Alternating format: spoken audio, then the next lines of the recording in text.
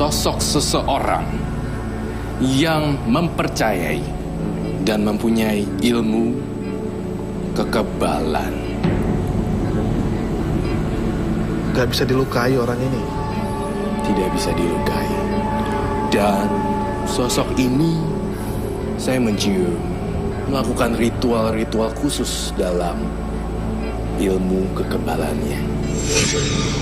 Silakan Roy, tanggal lahir berapa yang Roy bicarakan?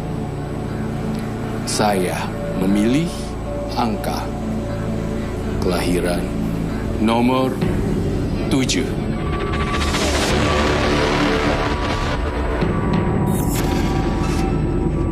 Ari, kelahiran tanggal 7. Belajar ilmu minum air kotoran demi menguasai ilmu kebal. Karma buruk seperti apa lagi yang harus Ari alami? Selamat malam, Pak Ari. Lahir di tanggal 7. Saya yakin nggak ada bekas luka di tubuhnya ya, karena konon katanya ilmu kebalnya luar biasa. Sebelum itu, saya mau lihat dulu apa yang sudah dibaca oleh Roy Kiyoshi. Silakan Roy. Ya, jadi saya merasakan di sini di badannya Pak Ari ya. Ya, Ari, Pak Ari di sini. ARI. Punya mantra-mantra khusus dan bacaan-bacaan gaib yang aneh, dan ritual yang dilakukannya pun tidak wajar, Robi. Di sini saya menggambarkan cacing, kemudian ada air warna kuning. Betul. Air warna kuning ini saya mengacu pada buang buang air kecil. Itu yang saya lihat. Maksudnya Roy maksudnya Roy apa sih? Air seni. Air seni. Oh my god. Itu yang saya baca di sini, ada air seni. Saya mencurigai dia meminum air seni guna kekebalan ilmunya. Tampaknya Pak Ari menyimpan banyak misteri di sini. Pak Ari, Roy melihat tadi ada cacing dan air seni. Silakan diceritakan tentang ilmu yang Bapak emban ini. Silakan. Dulu waktu saya masih bujangan, memang saya termasuk orang yang gemar akan ilmu-ilmu kanuragan atau kekebalan. Sudah banyak ke daerah yang saya kunjungi di sekitar Jawa Barat, dari mulai Cianjur, Sukabumi, Jampang, Surade, dan yang terakhir saya berilmu ke daerah Sumedang. Cuman dari sekian banyak daerah-daerah yang saya kunjungi atau untuk berguru, daerah Sumedang inilah yang saya anggap paling ekstrim. Karena banyak persyaratan-persyaratan yang harus dilalui. Di antaranya saya harus berendam di sungai pagi hari sekitar pukul 1 sampai menjelang subuh. Terus saya disuruh bersemedi di tempat-tempat yang angker. Dan terakhir saya disuruh meminum air dari septic tank atau kotoran manusia. Tapi itu saya lakukan semua demi terbalaskan dendam saya kepada saudara saya yang telah mencelakakan ibu kandung saya. Dulu ibu kandung saya pernah mau dijadikan tumbal oleh saudara saya. Awalnya saudara saya memberikan seekor ayam kepada ibu saya. Sepulangnya ke rumah, ibu saya menyembelih ayam itu dan dimasaknya. Tapi tiba-tiba setelah memakan ayam pemberian dari saudara saya itu, ibu saya jatuh sakit. Tangannya penuh dengan luka. Seperti yang tersiram air keras atau air panas. Banyak benjolan-benjolan di tangannya. Kami pun keluarga kebingungan kemana ini harus berobat. Akhirnya kakak saya pergi ke salah satu pesantren.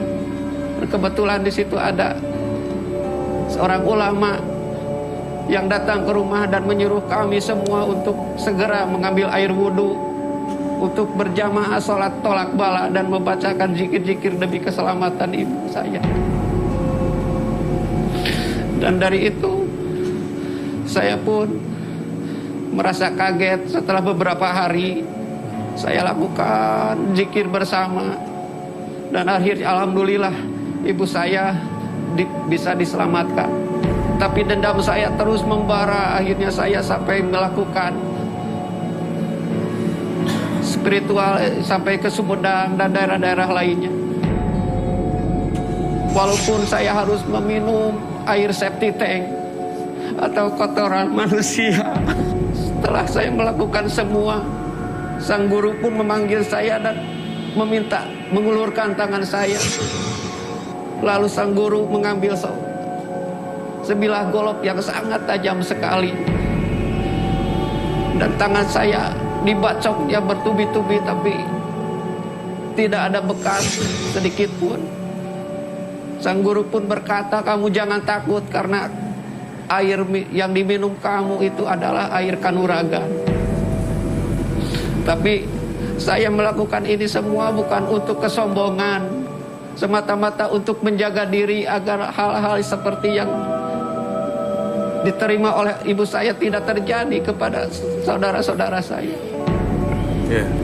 Akhirnya keesokan harinya saya pun berpamit kepada guru untuk pulang lagi ke Bandung. Sekitar pukul 23 malam saya pamit. Karena udah malam tidak ada kendaraan, saya pun berjalan kaki menuju terminal. Udah berjam-jam menunggu kendaraan, ternyata kendaraan tidak muncul juga. Gak disangka datanglah seorang kakek menawarkan kepada saya untuk bermalam di rumahnya. Karena tidak ada kendaraan, saya pun menerima tawaran si kakek tersebut dan saya pun ikut ke rumahnya.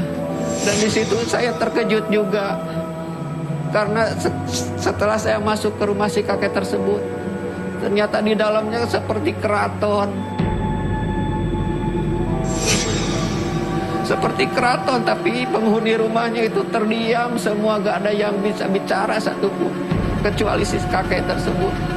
Hanya si kakeklah yang bisa berkomunikasi dengan saya. Yang lainnya terdiam, membisu, dan wajahnya pucat-pucat semua. Si kakek menawarkan makanan dan minuman kepada saya. Karena udah seharian gak makan, saya pun memakannya dengan lahap, makanan yang ditawarkan si kakek tersebut. Tapi singkat kata, kedengaran suara azan subuh, dan seketika ternyata keraton tersebut berubah menjadi pohon beringin. Dan penghuni yang tadinya banyak di keraton tersebut ternyata pemakaman semua. Makanan dan minuman yang ditawarkan kepada saya ternyata belatung dan cacing tanah. Dan minuman yang diberikan kepada saya pun ternyata seperti minuman yang diberikan oleh guru saya, yaitu air septic tank atau kotoran manusia. Dan saya setelah itu pun tidak sadar diri. Saya tersadar setelah dibangunkan oleh penduduk yang mau mencari kayu bakar. Karena sampai sekarang wajah si kakek itu selalu membayangi saya, selalu datang dalam kehidupan saya.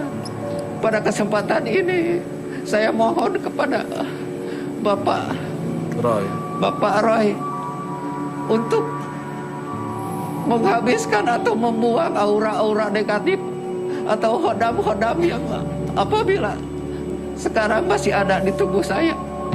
Saya pengen hidup normal. Saya punya keluarga yang harus dinafkahi. Karena selama saya punya amalan-amalan ini, pembawaannya itu malas. Malas, tidak ada semangat. Intinya pengennya dendam terus sama saudara saya. Makasih Pak Ari. Sebenarnya tanpa Roy, saya atau Anet menyampaikan masukan pun Bapak tampaknya sudah taubat dengan sendirinya ya. Udah Pak. Ya kami senang sebenarnya Bapak sudah jauh dari dunia hitam ini. Cuman Bapak kan di sini pengen dilihat sama Pak Roy ini ya. Betul. Masih ada atau enggak gitu efeknya Iya. ya.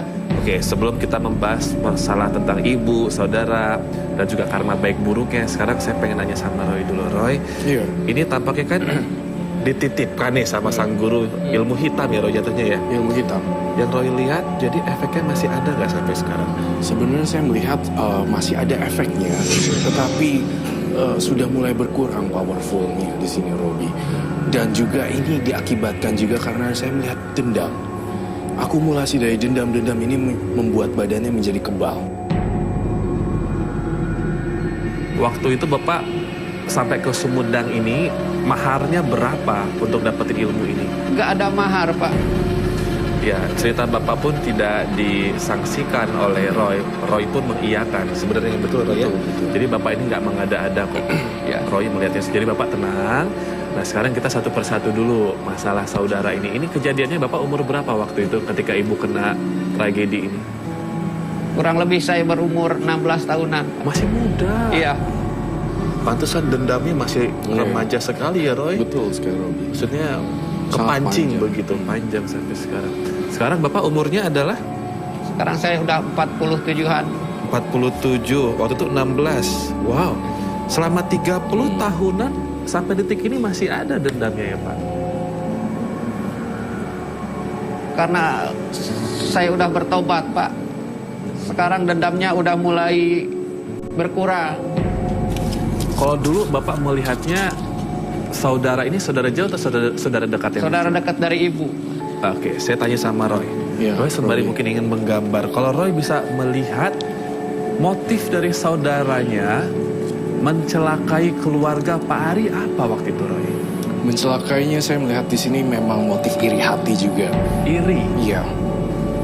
Dan juga saya melihat kematian tidak wajar. Racun. Ya. Pestisida. Dan saya melihat di sini adalah racun tikus juga. Jadi bukan ilmu-ilmu hitam atau ilmu gaib yang dikirimkan ya Roy? Benar-benar berupa racun.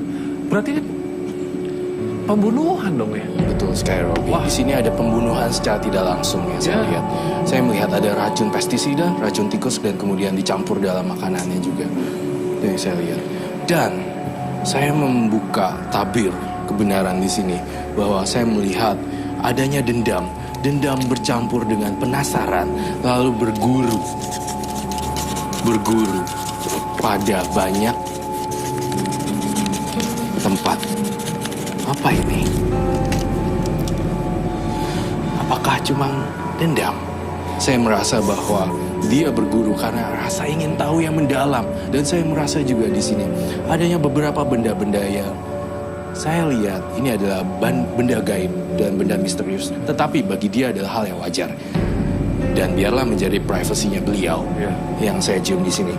Tetapi ketika berbicara ilmu kebal, saya rasa ada lebih dari rasa dendam itu. Nah, saya curiga satu hal, Robi. Apakah kamu, Pak Ari, berguru pada orang yang tepat atau hanya sekedar dimanfaatkan?